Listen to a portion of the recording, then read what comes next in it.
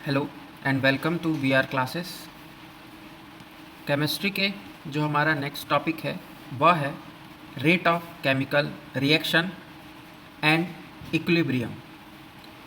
रासायनिक अभिक्रिया की दर एवं रासायनिक साम्यावस्था को आज हम देखेंगे, जो कि केमिस्ट्री का आपका नेक्स्ट टॉपिक है। लास्ट क्लास में हमने आवर्त सारणी को देखा था। तो चलिए स्टार्ट करते हैं आज का वीडियो।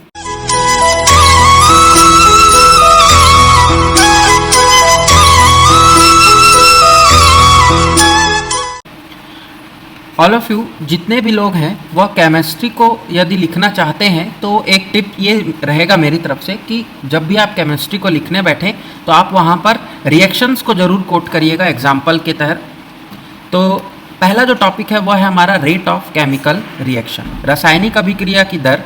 तो जो सभी पदार्थ होते हैं वो क्या होते हैं, बदलते हैं, बदलाव होता है उनमें प्रकृति के तरह, ठीक है। और उनके जो बदलाव है उसको आप दो तरीके से समझ सकते हैं या दो तरीके उसके होते हैं। पहला होता है उसमें भौतिक बदलाव, भौतिक परिवर्तन, और दूसरा होता है रासायनिक परिवर्तन।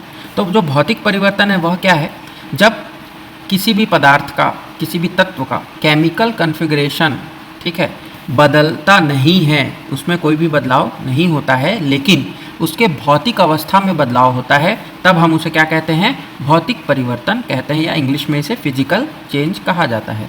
इस चेंज में, इस बदलाव में कोई भी नया तत्व उत्पन्न नहीं होता, कोई भी नया तत्व नहीं बनता है, लेकिन कुछ जो उसकी भौतिक चरित्र होता है जो भी पदार्थ का, वह क्या हो जाता है, बदल जाता है, जैसे उसका रंग इत्यादि, ठीक है। लेकिन हम एक एग्जाम्पल से इसको समझेंगे। जब भी आप आंसर लिखिए तो ऐसा आप डेफिनेशन लिख करके एक एग्जाम्पल वहाँ ज़रूर कोट करिएगा। तो जब हम पानी को देखते हैं, उसे गर्म करते हैं, ठीक है, तो वो किस में बदल जाता है, भाप में बदल जाता है। और नमक और शक्कर को पानी में घोलते हैं तो वो क्या हो जाते हैं, उसमें मिल जाते हैं।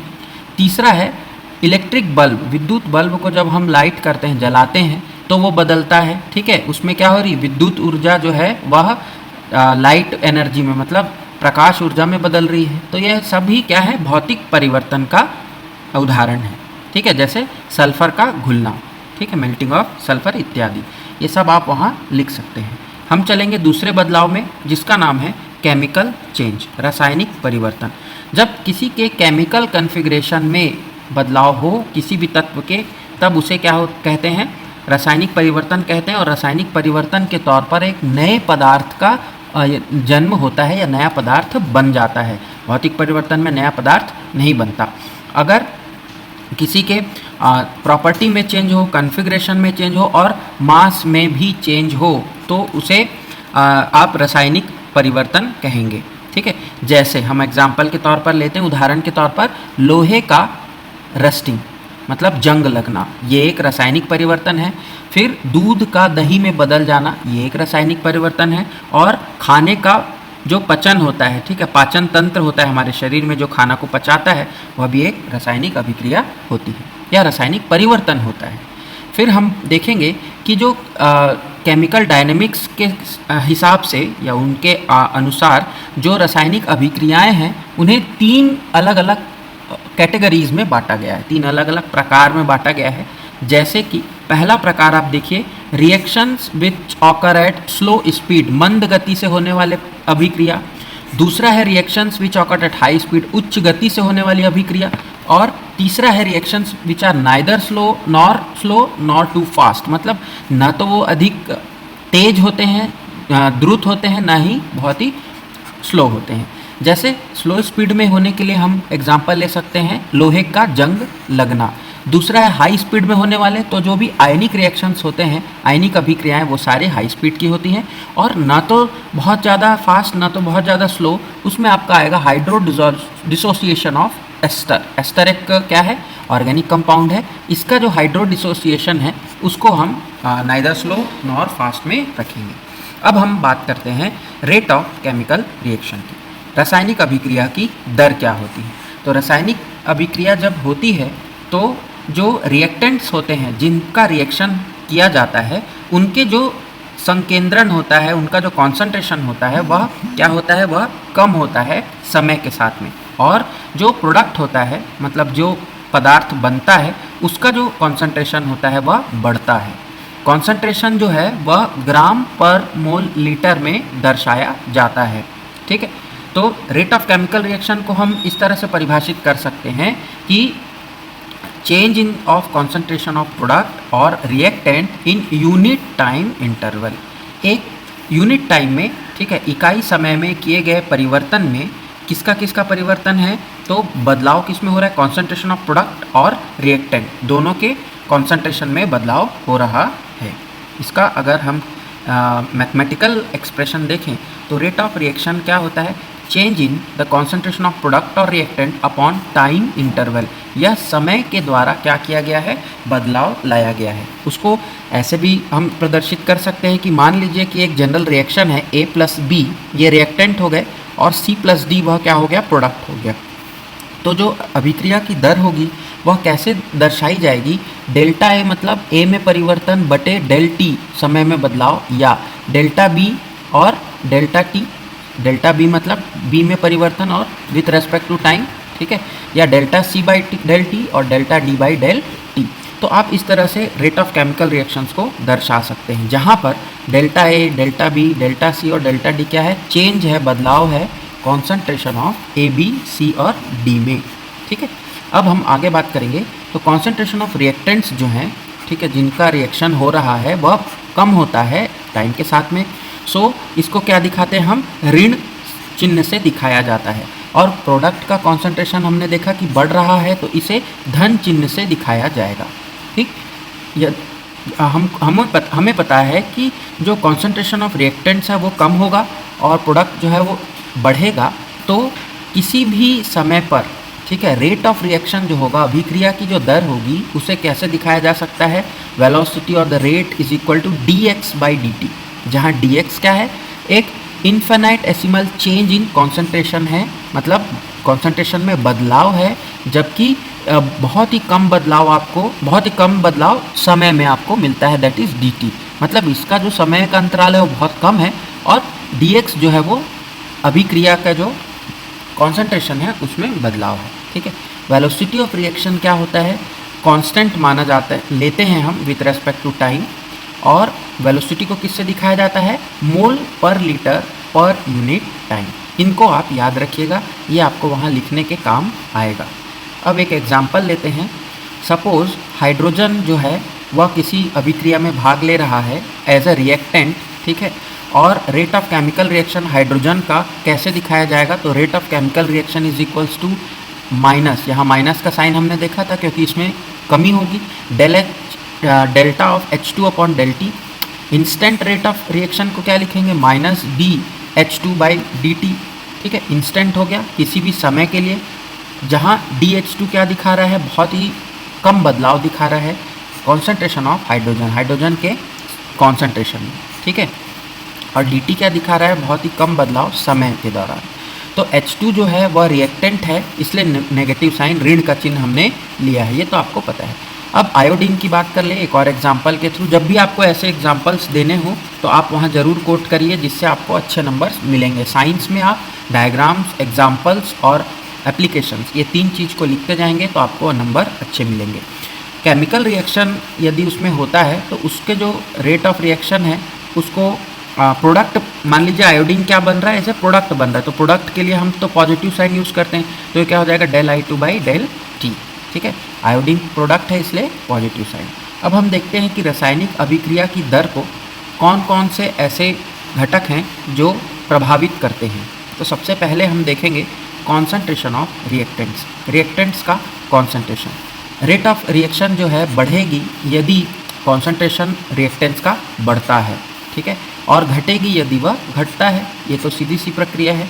तो केमिकल रिएक्शन जब होगा तो जो रिएक्टेंट्स के मॉलिक्यूल्स हैं वो क्या होंगे, कोलाइड होंगे, आपस में टकराएंगे।